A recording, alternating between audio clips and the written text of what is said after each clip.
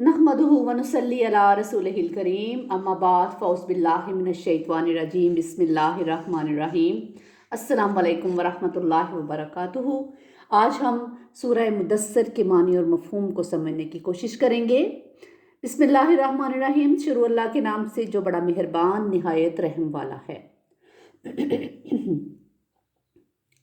या अय्युहल मुदस्सिर, ए कंबल में लिपट कर लेटने वाले, यानी मोहम्मद सल्लल्लाहु अलैहि वसल्लम। कुम फ़अंज़िर, आप उठिए और लोगों को खबरदार कीजिए।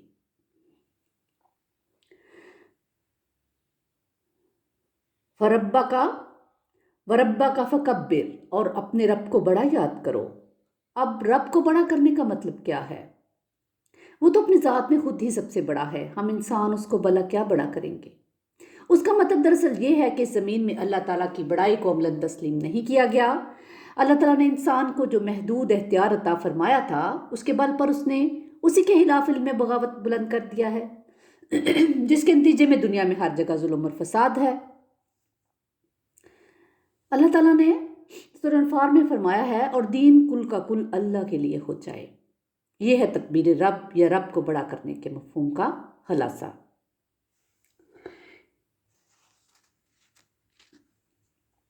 वसियाबा का फतहिर, और अपने कपड़ों को साफ रखने का एहतमाम कीजिए।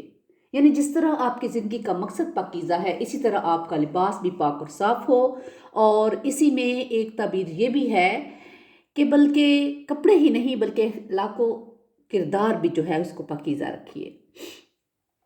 वरुज्ज़ा फहजुर, और हर किस्म की गंदगी से दूर रहिए, यानी ज़ाहरी और बातिनी निजास्तों से खुद को बचा कर रखिए।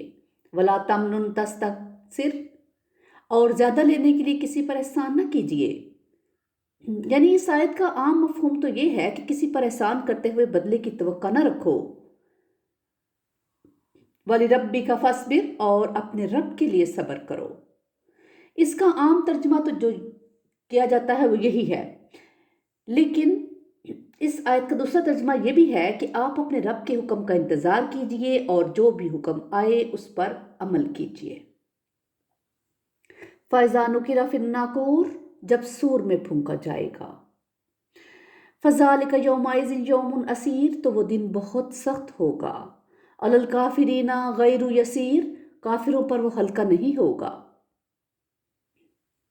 यानी अल्लाह पाक ने सूरह मुज़म्मल में भी इस क़यामत के दिन का जिक्र किया है कि अब अगर तुम भी कुफ्र करोगे तो तुम कैसे बच जाओगे उस दिन से जो बच्चों को बूढ़ा कर देगा।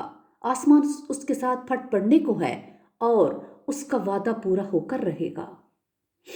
ज़रनी वमन हलकतु वहीदा, आप छोड़ दीजिए मुझे और जिसको मैंने अकेला पैदा किया।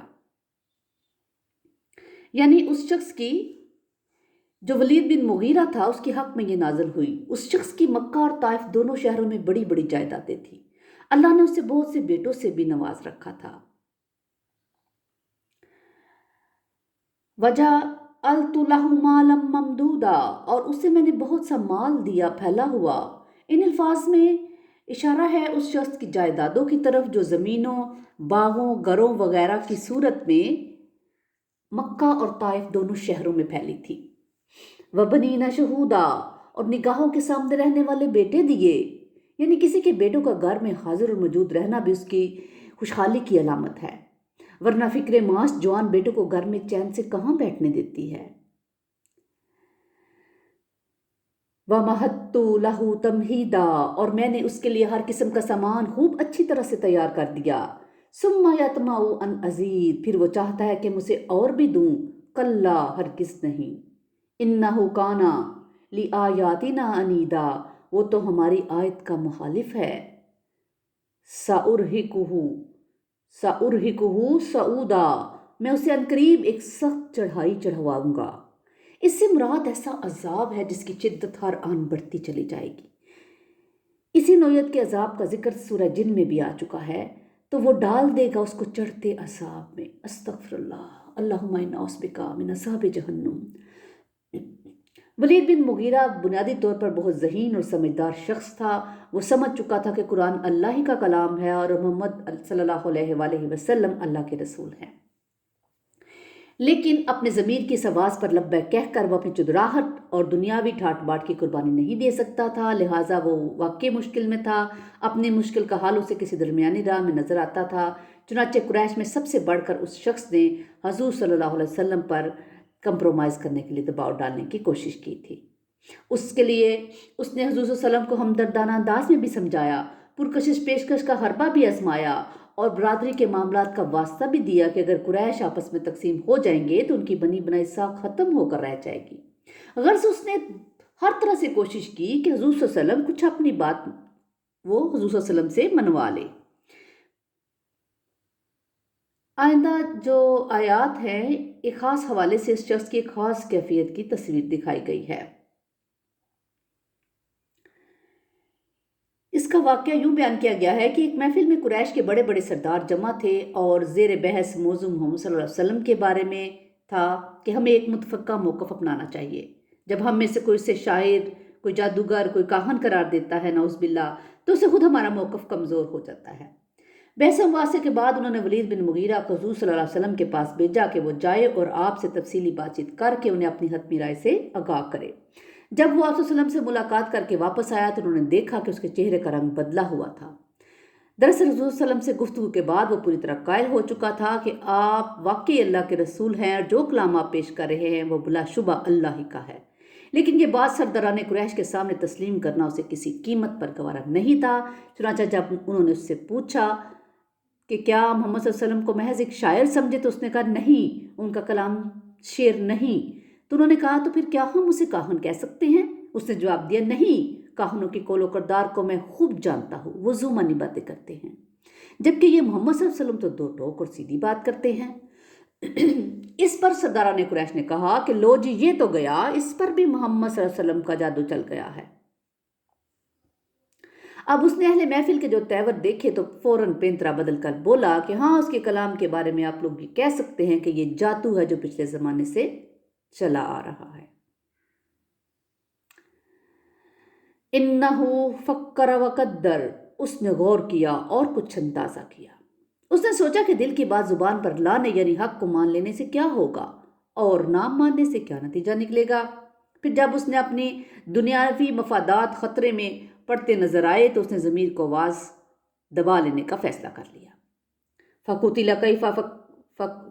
کیف قدر، پس ہلاک ہو جائے اس نے کیسا غلط اندازہ ٹھہرایا۔ یعنی اس اندازے کے مطابق تو حق کو مان لینے میں سراسر نقصان ہی نقصان تھا، لیکن اسے اس حقیقت کا تو اندازہ ہی نہیں تھا کہ اس نے حق کو حق سمجھتے ہوئے ماننے سے انکار کر کے کتنے بڑے گھاٹے کا سودا کیا تھا۔ ثم قتل کیف قدر، پھر ہلاک ہو جائے اس نے کیسا غلط اندازہ ٹھہرایا۔ ثم نظر، پھر اس نے دیکھا، یعنی کچھ دیر توقف کیا اور ایسے ظاہر کیا جیسے وہ کسی گہری سوچ میں ہے۔ ثم عبس وبصر، اور پھر تیوری چڑھائی اور منہ بسورا۔ ثم ادبر واستکبر، پھر پیٹ پھیری اور تکبر کیا۔ فقال ان ھذا الا سحر یؤثر، پھر اس نے کہا یہ تو بس جادو ہے جو پہلے سے چلا آ رہا ہے۔ ان ھذا الا قول البشر، یہ نہیں ہے مگر انسان کا کلام۔ یعنی اس کلام میں جادو کا سا تو اثر ہے، لیکن محمد صلی اللہ علیہ وسلم کا یہ دعویٰ ہے کہ یہ اللہ کا کلام ہے، اسے میں نہیں مانتا، میں تو یہی سمجھتا ہوں کہ یہ انسانی کلام ہی ہے۔ سأصلیہ سقر، میں عنقریب اس سے ڈالوں گا سقر میں یعنی دوزخ میں۔ وما ادراک ما سقر، اور تمہیں کیا معلوم کہ وہ سقر کیا ہے۔ لا تبقی ولا تذر، وہ نہ تو باقی رہنے دے گی اور نہ چھوڑے گی۔ لواحۃ للبشر، انسان کی کھال کو جلسا دینے والی۔ استغفر اللہ استغفر اللہ استغفر اللہ، اللہم انا اعوذ بک من عذاب جہنم واعوذ بک من عذاب النار، آمین۔ علیہ 19، اس پر 19 داروغے مقرر ہیں۔ اس آیت میں دراصل مشرکین کی ان استہزائیہ باتوں کا جواب دیا گیا ہے جو وہ جہنم کے دروغوں کی تعداد کے بارے میں کرتے تھے۔ روایت میں آتا ہے کہ جہنم کے دروغوں کی تعداد کے معاملے کو انہوں نے مذاق بنا لیا تھا اور وہ اپنی محفلوں میں اٹھتے بیٹھتے اس بارے میں طرح طرح کے فکرے کستے رہتے تھے۔ ایک محفل میں ابو جہل نے کہا کہ بھائیو تم نے سن لیا، اس نبی کے خدا کی فوج صرف 19 سپاہیوں پر مشتمل ہے، کیا تم اتنے گئے گزرے ہو کہ تم میں سے 10 10 آدمی مل کر بھی ایک ایک سپاہی سے نمٹ نہ لیں؟ استغفر اللہ۔ ایک زوراور پہلوان جو گویا ہوا کہ ان میں سے 17 کو تو میں اکیلا سنبھالوں گا، باقی 2 سے تم سب مل کر نمٹ لینا۔ غرض وہ لوگ طرح طرح کی باتیں کر کے اللہ کے کلام کا مذاق اڑاتے تھے۔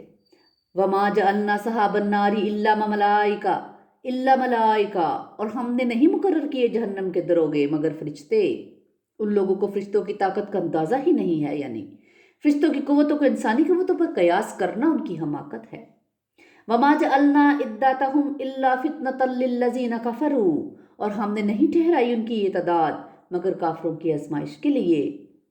لِيَسْتَكِنَ الَّذِينَ أُوتُوا الْكِتَابَ، تاکہ جنہیں دی گئی کتاب انہیں یقین آ جائے۔ وَيَزْدَادَ الَّذِينَ آمَنُوا ایمانا، اور جو اہل ایمان ہیں وہ ایمان میں بڑھیں۔ وَلَا يَرْتَابَ الَّذِينَ أُوتُوا الْكِتَابَ وَالْمُؤْمِنُونَ، اور ناشک میں پڑھیں اہل کتاب اور اہل ایمان۔ وَلِيَقُولَ الَّذِينَ فِي قُلُوبِهِم مَّرَضٌ وَالْكَافِرُونَ مَاذَا أَرَادَ اللَّهُ بِهَٰذَا، اور تاکہ کہیں وہ لوگ جن کے دلوں میں روگ ہے اور کفار بھی کہ بھلا اس سے اللہ کی کیا مراد ہے۔ كَذَلِكَ يُضِلُّ اللَّهُ مَن يَشَاءُ وَيَهْدِي مَن يَشَاءُ، اس طرح اللہ گمراہ کر دیتا ہے جس کو چاہتا ہے اور ہدایت دیتا ہے جس کو چاہتا ہے۔ وَمَا يَعْلَمُ جُنُودَ رَبِّكَ إِلَّا هُوَ، اور کوئی نہیں جانتا آپ کے رب کے لشکروں کو سوائے اس کے۔ وَمَا هِيَ إِلَّا ذِكْرَىٰ لِلْبَشَرِ، اور یہ آیت صرف انسانوں کی یاد دہانی کے لیے ہے۔ کَلَّا وَالْقَمَرِ، کیوں نہیں، قسم ہے چاند کی۔ وَاللَّيْلِ إِذَا أَدْبَرَ، اور قسم ہے رات کی جب کہ وہ پیٹھ موڑے، یعنی جب رات رخصت ہو رہی ہو۔ وَالصُّبْحِ إِذَا أَسْفَرَ، اور قسم ہے صبح کی جب وہ روشن ہو جائے۔ إِنَّهَا لِأَحَدِ الْكُبَرِ، یقیناً یہ بہت بڑی باتوں میں سے ایک بات ہے۔ ظاہر ہے کہ نوح انسانی کی تاریخ میں نبوت محمدی صلی اللہ علیہ وآلہ وسلم کے ظہور سے بڑا واقعہ اور کون سا ہوگا؟ نذیراً للبشر، خبردار کرنے کے لیے انسانوں کو۔ لمن شاء منکم ان یتقدم او یتأخر، جو بھی تم میں سے چاہے کہ وہ آگے بڑھے یا پیچھے رہ جائے۔ کل نفس بما کسبت رہینہ، ہر جان رہن ہے اس کے عوض جو کچھ کہ اس نے کمایا، یعنی انسان اپنی زندگی میں جو کچھ کمائے گا قیامت کے دن وہ سب کچھ اسے وصول کرنا ہوگا۔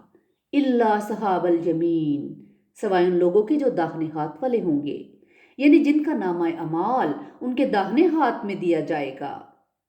فی جنات یتساءلون، وہ جنتوں میں ہوں گے، پوچھتے ہوں گے عن المجرمین، گناہ گاروں کے بارے میں۔